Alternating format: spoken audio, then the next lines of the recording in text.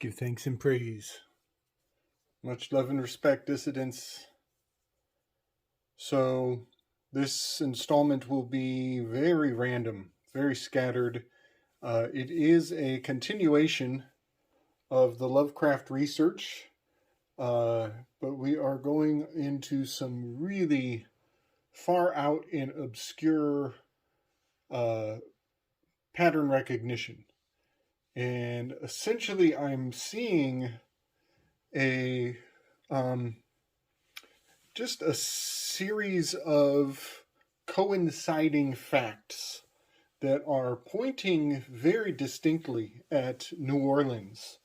And all of it very much supports my assessment of the Devil card and its correct positioning in New Orleans, in the location just west of the Mississippi there with the state of New Orleans, and the general territories thereabout. And so that is kind of my overall theme, is that the Devil card absolutely belongs in that location. The Capricorn on my territories map, I'll see if I can point it out right here in Capricorn, just on the other side of the Mississippi. And I guess to be more accurate, this zodiac may need a little shift to the west, but that is generally my assertion, is that all of New Orleans is under the sign of Capricorn, which has correspondence to the Devil card, which makes a lot of sense to people culturally, being that there's so many battles, so much death and turmoil and strife, so much vilification of exotic culture, all hails to that very famous seaport. And some details around the Devil card is, there are two humans at the feet of the Devil who are enchained and enslaved. And that makes an immense amount of sense, considering that slave-based history of that location. So I'm going to run through a series of just exotic patterns that I see. And ultimately, I want to introduce everybody to a new figure, a new form has come to my consciousness. Compliments, once again, of that wonderful wizard, Alan Marcus. He blessed me up with a concept that is taking on a life of its own. I think we have a bit of a geomantic persona. We have a titan. There is a titan that has been summoned from the earth, and it's becoming clearer and clearer. And the more I look at it, the more I see its significance, all centering around New Orleans and Louisiana in general, that Capricorn location. So, if anybody missed our H.P. Lovecraft decode that we did over on Chance Garton's Innerverse podcast, I highly recommend you get over there and check it out. Juan Ayala from the One on One podcast, Mario Garza, and Kayleigh Berkana and we chopped it up with Chance on what the fuck with H.P. Lovecraft and his Cthulhu pantheon of Dark Ones, with all these creepy looking critters who have cosmic indifference to the human experience. All of those components of H.P. Lovecraft's story are highly correspondent to the Devil card. And it turns out there is a Lovecraftian tarot deck, and sure enough, they plop Cthulhu right in the spot of the Devil card, which corresponds with New Orleans, which is the place where Lovecraft put Cthulhu in the origin story. And what is really crazy is that H.P. Lovecraft, 19 years after a actual historical event happened, where Aleister Crowley was in New Orleans on the night of October 31st into November 1st of 1907. Crowley was involved in the sex ritual where they were summoning or, I don't know, venerating this Cthulhu creature. And it was 19 years later that Lovecraft would, actually maybe 18 years later, Lovecraft would write about this exact event. And it's been written about and speculated upon before. I'm not going to get into the mystery of how these two coincidences line up perfectly on this night, but I will point out that is the night of the Las Vegas shooting. Las Vegas shooting happened on I believe on Halloween, going into the 1st of November. So a very terrifying event, generating horror into the masses on that very fateful time. And I will point out that Harvest Festival was also very near Capricorn. It was probably more in the star or, hard to say. It's very near. It's on that border, on that liminal space in between. But some of the events I'm about to talk about are also in that in-between Capricorn and Aquarius in Texas there. So that's where we're beginning to kind of draw this large-scale corresponding series of events and facts that all point to Louisiana being more than just a nexus point of dark energies. I would call it maybe a spiritual pressure point. Might be a better way to look at it. So, all those events happened in 1907, and that will be important because as we go forward, some other things line up with that 07. So New Orleans, I looked up their geographic location, found out it is basically 29.9011 degrees north, which is essentially 30 degrees north, and 90.000 something degrees west. This is not benign to me because many people will tell you that Mr. AC up here is a big fan of the number 93. Very significant to me. And also another aspect of this that is kind of mind-boggling is the fact that a theme is coming to light for me, and that is this 1-2. You add the 3 to the 9, and you get that 12, which should not be that big of a deal, but there is a lot of consistency building up around this, what I call the Joachim and the Boaz. The J reduces to a 1, and B is the second letter, so you get the 1-2. The Joachim and the Boaz, these are the standards. You stand on your feet. This is a standard. S-T-N-D. This is a standard.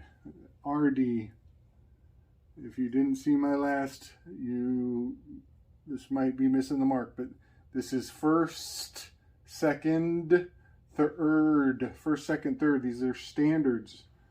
And I am starting to see a very amazing correspondence having to do with feet, having to do with babies' feet, having to do with slavery, having to do with that birth certificate, and entering into, being initiated into systems that we were not aware of, that were not disclosed to us. Generally, gates indicate that there is plus ultra, there is more beyond, there is something else to know here that you will someday potentially come to understand. Another factor here is the 15 devil card The 15th letter is O, and I have been seeing this in a lot of places. It's becoming a bit of a hail sign, a call sign in my mind. So I think this is quite interesting that we have O in the Orleans, New Orleans. Also, another pattern that I can't help but see is NW. Everything in the United States, North America, is going to be a NW, which is quite interesting because North America is in the northwestern quadrant of the global coordinate system. But it also, to me, makes me think about the new world. We're going to the new world, and that is the Northwest. Very interesting little corresponding spellcraft involved there. And one last point on this is I believe New Orleans might actually be lost in translation. I think we have Noir, Lions. These are the black lions. There's something to be said about the Twilight language potential in that phrase, Noir Lions. This is black lions. And lions are generally portrayed at the gates, as Capricorn is a marcation point for the gates where we cross over the winter solstice. So I'm just pointing out quite a bit of patterns. There will be a lot of lions and a lot of cats encoded in the language around this location as we go forward. The Louisiana Purchase has definitely been on my radar for a very long time. I do believe that the events around the Louisiana Purchase have been highly fictionalized, as Napoleon has told us. History is a lie agreed upon. And I believe that most of the facts around the Louisiana Purchase are definitely a lie agreed upon. And part of that lie that is agreed upon is that has to do with chase. To be chase is to be a virgin, to be Virgo, to much like Virginia is where Langley is, where they hold their tongue. Lang means tongue, and Langley is the location where they remain abstinent from speaking. They keep their secrets. They are virgins. They withhold information. They are not giving it up. All of these aspects, when I see chase, I think of secret keepers or those who will not divulge information. They will remain pure. One really fascinating aspect of the Louisiana Purchase that you will see repeated throughout history. I remember this from I think elementary school. I mean, I heard it all through my early education process, was the $15 million. For some reason, Louisiana Purchase and $15 million go hand in hand in almost all the historic bullet points. They really make an effort to instill this $15 million into the history of Louisiana Purchase, which is quite fascinating because the devil card is number 15. That is quite something, as also the letter O is a 15. It's the 15th letter. It gets me every time. And I'll just point out, we have a lion, 15 million. There's the lion, correlating with the Noir Lions, the black lion. Very interesting, just very interesting that all these aspects show a bit of consistency going forward. So recently I watched quite a few documentaries on a very interesting pirate, Jean Lafitte. Some will call him Lafayette. Some will call him Lafitte. There are many ways to pronounce his name. And not only that, he is a man of many, many names. And I have gone quite in depth on his biography. And without belaboring it too much, I'll just rattle off some of his alias noms. And you will notice some very influential people today who also carry these names in their as their public face. So we have these are alias names for Jean Lafitte. Captain Hilare, which sounds a lot like Hillary to me. Captain Hilare. Mortimer Wilson, David Campbell, Mason Rouge, Lorenzo Farriere, Jean Thomas, Wesley Clinton, Nagore, and then number 13. And it is said that number 13 was his spy handle, as he was born in France. He was very French. But it is said that he was working as a spy for Spain, and number 13 was his code name for his Spanish title, shall we say, as a spy for Spain. So this is just very interesting because many aspects of pirate culture are the foundational roots of New Orleans, just baked into the entire through and through, baked into the history of New Orleans, as in one moment the pirates are being kicked out of town and vilified, and in the next moment the people are begging them to come back and help protect the city. Jean Lafitte is quite a pivotal character in history. And in fact, in his day, there were many other pirates going by the name Captain Lafitte. That was a very common handle, or you could say mantle, that was passed around and proliferated by even multiple imposters. And so the whole concept of like identity and taking on alternative identities and all the spycraft involved was basically in its heyday while he was alive. And one of the obstacles that was crucial to his influence was the Embargo Act of 1807. This jumped out at me like you wouldn't believe, because it was 100 years from these rituals that were done to summon a dark monster, the Cthulhu, the Cthulhu, all of these beasts of the sea that are said to have came through the gates of New Orleans. It's quite amazing. And so some aspects of the Embargo Act of 1807, you could say that the Embargo Act was the Stamp Act 2.0. Stamp Act had taken place quite a few years before the Embargo Act. It was basically putting a tariff or a sanction on foreign goods, foreign trade coming inland.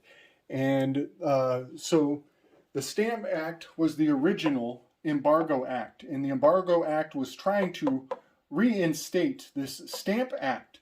And all of these aspects of history are really important to me, as I believe they have to do with the baby's feet. This has to do with stamping the baby's feet at birth as into inscription. We are being inscripted into the fictional world. We are being tracked. We are the standards. We're being entered into the gates of the standards, having everything to do with feet and the gates of initiation. Very important. All of this theme of tracking humans, human trafficking. I mean, we're looking at the history of human trafficking. And one aspect of the Embargo Act was it was put in place because of a practice of taking a foreign ship hostage and inscripting their crew members against their will. And that practice was called impressing. They were impressing them into military servitude. Well, stamping and impressing is exactly what we do with birth certificates. We put their feet onto that paper for tracking them, and they are inscripted into a citizenship. This is all so important. I'm quite sure that we are looking at the origin of very dark influences on the ignorant masses. This whole colonialization and subjugation of our systems that we are partaking in. So as I was reading about and researching this Embargo Act and this practice of impression, all hailing from this 1807 and located in the Louisiana historically, some very interesting newspaper articles were put into my consciousness, were brought to my attention. And if anybody saw the show that we did with around Cthulhu and the invoking of this dark monster from the abyss, from the depths of time, hailing all the way back, one aspect of what we brought forward was a image of General Jackson. He was called General at that point, slaying the many-headed Hydra of the banks. And I find that image, which also has been burnt into our history lessons, much like this number 15 million. General Jackson slaying the many-headed Hydra was a cartoon image that is gone down in infamy and survived throughout time and is in most people's history books through their education in school. So you can say that Jackson fighting the Hydra was the original Cthulhu, was the original Cthulhu, and that him defeating that monster was keeping America sovereign, and that beast keeps coming back. Every time we chop it down, it insists on returning. Well, when I was researching this Embargo Act and the practice of impression, I found another cartoon. And this cartoon, I'll try to bring it forward here. It's very famous, well known. It's been deeply injected into the scholarship and academia of American history, and it is referred to as the this cursed "Oh grab me." And "Oh grab me" was the journalist's, he was doing steganography. He was putting a code in plain sight where everybody could see it. He was speaking very Masonically. And you will see that "Oh grab me," and you can watch videos on this. It's, everybody has their own approach on this, but "Oh grab me" is EMBARGO. There is a turtle, a sea monster, grabbing, biting a citizen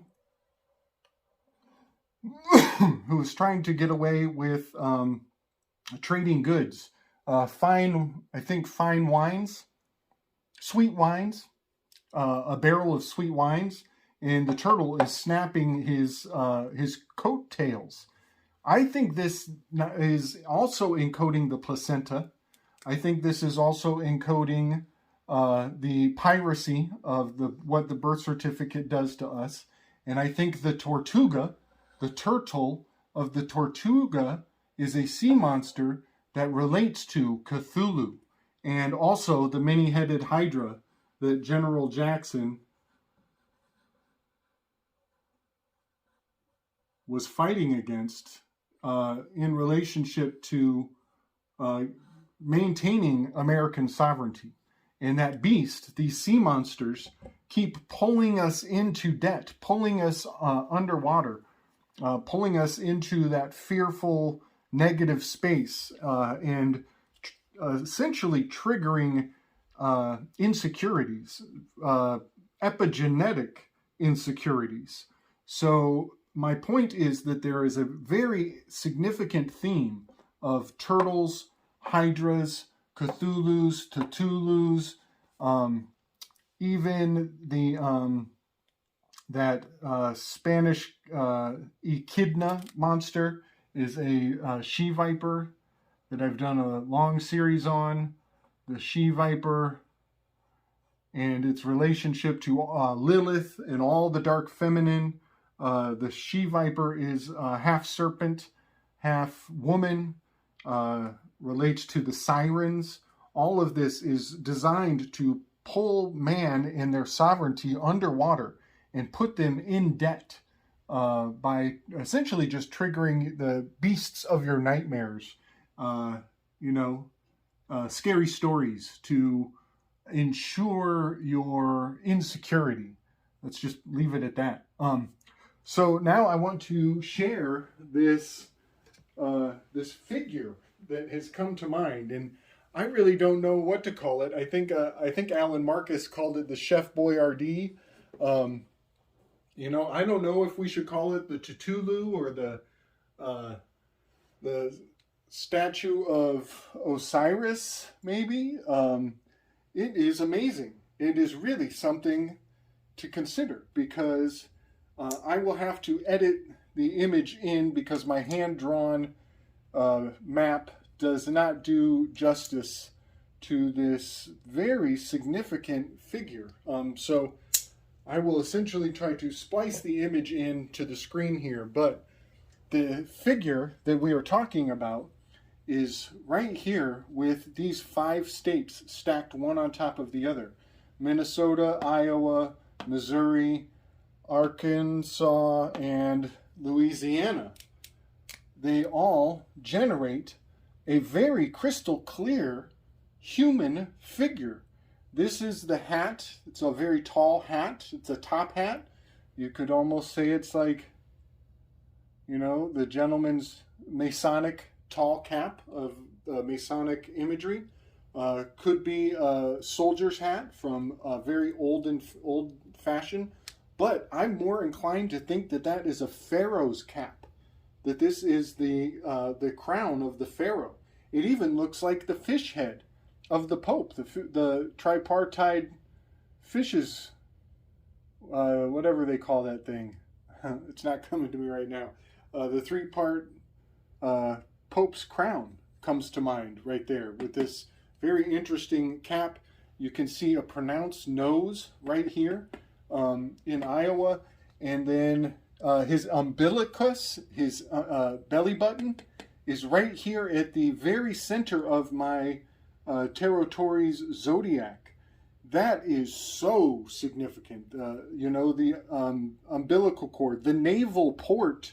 This is the naval port of the world in this location, right near Cairo, not far from Memphis, where the king, Elvis Presley, and his crazy sexy hips. Elvis Presley had that weird thing with sexy hips going on.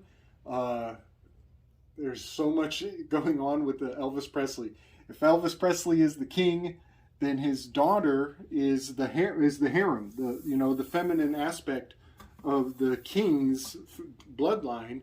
And what is really weird about that is that Michael Jackson is a eunuch, and the eunuch's job was to protect the harem, the female bloodline of royalty.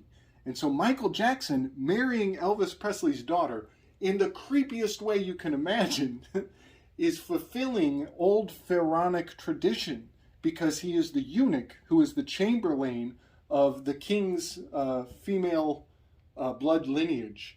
There is something really weird going on that is way above my pay grade. But what I want to point out the most is the feet.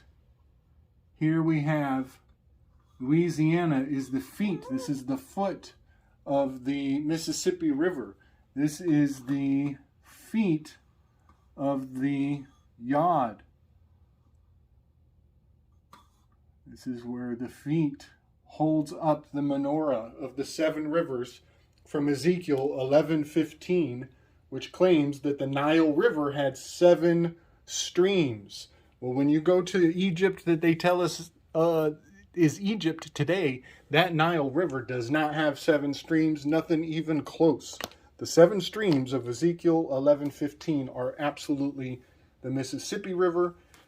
It's talking about the Mississippi is seven in, I believe, in Basque. Mississippi is also separated. This is the missing seven. It's been removed from our general understanding of what Egypt really was. Also, I've said this before, 7 is a G, 7 is a Y, 7 is a P in ordinal. Also, in septenary, 7 is a G and 7 is a T. So the missing sevens absolutely spells Egypt in my eyes, and that is no coinkydink whatsoever. So I think that puts everything in context. You know, I'm not sure if we should name what to name this figure. You know, I like Chef Boyardee, Alan Marcus. He might have nailed it. But one other thing came to my mind when Alan brought this forward, is that this Chef Boyardee figure, whatever he is, not only are his feet down here where Jean Lafitte is so famous for practicing amazing feats of piracy. Not only is that all based on this location where Louisiana looks so much like the feet, where the characters on the devil card are at the feet of the devil. They are down at the feet of the devil down below. Not only is Louisiana shaped like a foot, but Texas is shaped like a throne. Texas is shaped like a throne. And Kansas,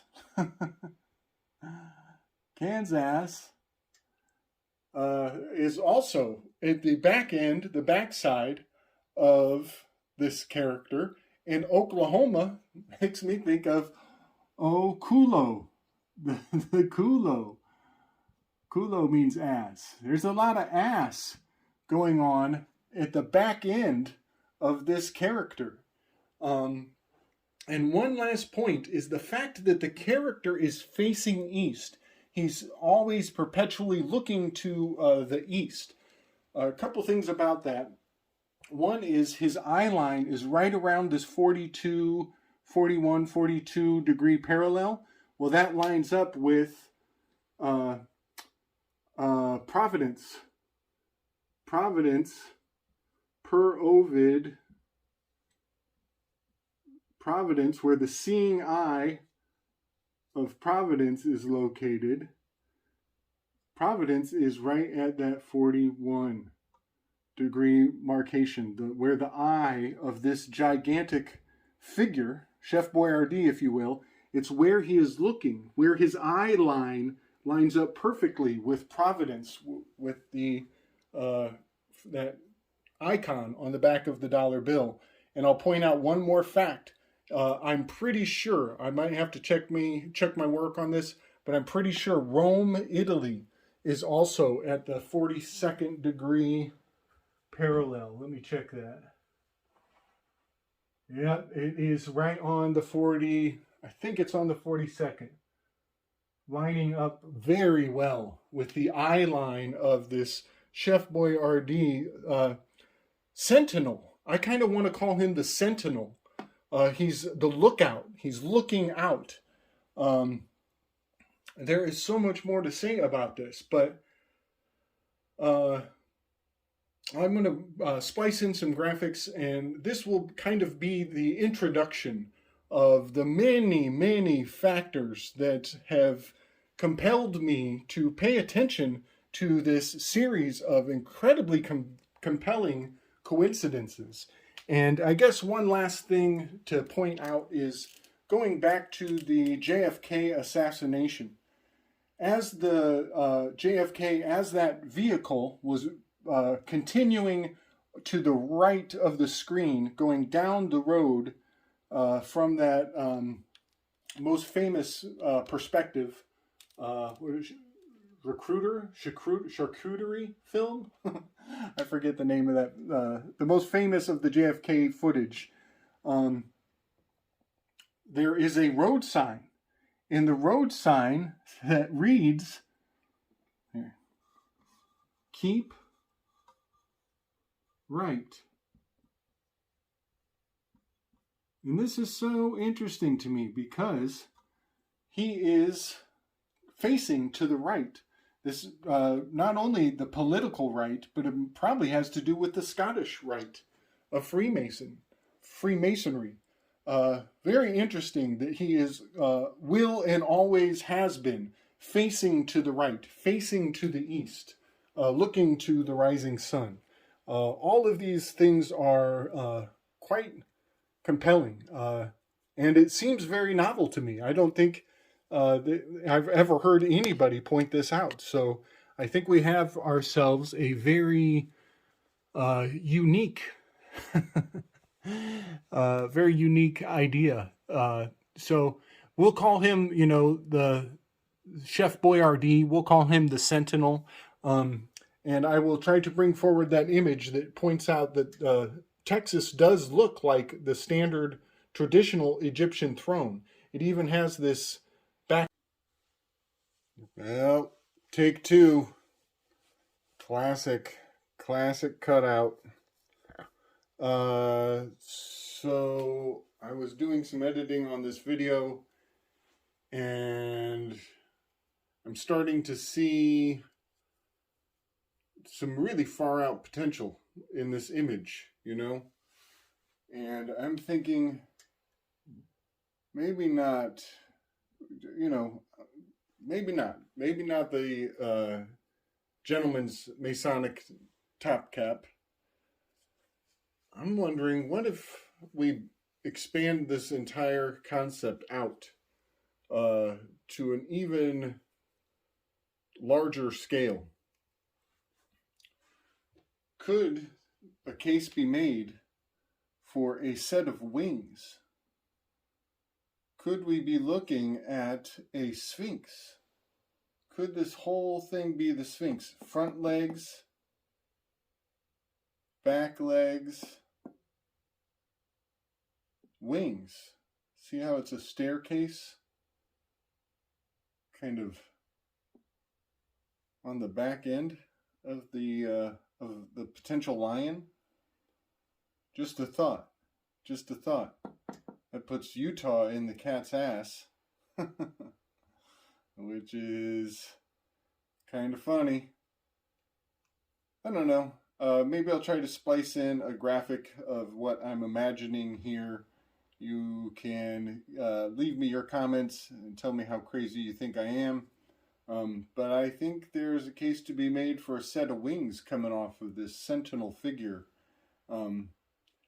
And that definitely makes that the paws of the Sphinx, the feet of the guardian lion, guarding the gates to Egypt, because I have much reason to believe that the Louisiana Purchase and the territories that Napoleon was fighting, that was his invasion of Egypt. That is the extended territories of Egypt.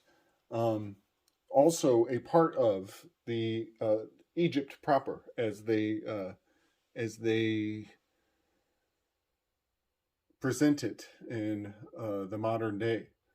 So I'm going to try to splice in a just a little graphic to give this concept a little more room to expand, maybe a larger picture than we first perceived. And I'm going to call it from there, folks. I hope you dig it. I hope you enjoyed this one. It was quite a wild ride. I don't think I'm done. A couple more aspects of this correspondence between New Orleans and Rhode Island is coming to my mind as the more I think about it. I'm thinking about Cecil Rhodes and the Rhodes Scholarship and all roads leading to Rome. Uh, this is kind of a much larger project, but just consider this, part one of a what will become a series of revelations of this geomantic form that we have found. All right, much love, everybody. Big respect. Big thanks to everybody on the HP Lovecraft program that we got going, and also Alan Marcus, you masterful, masterful wizard.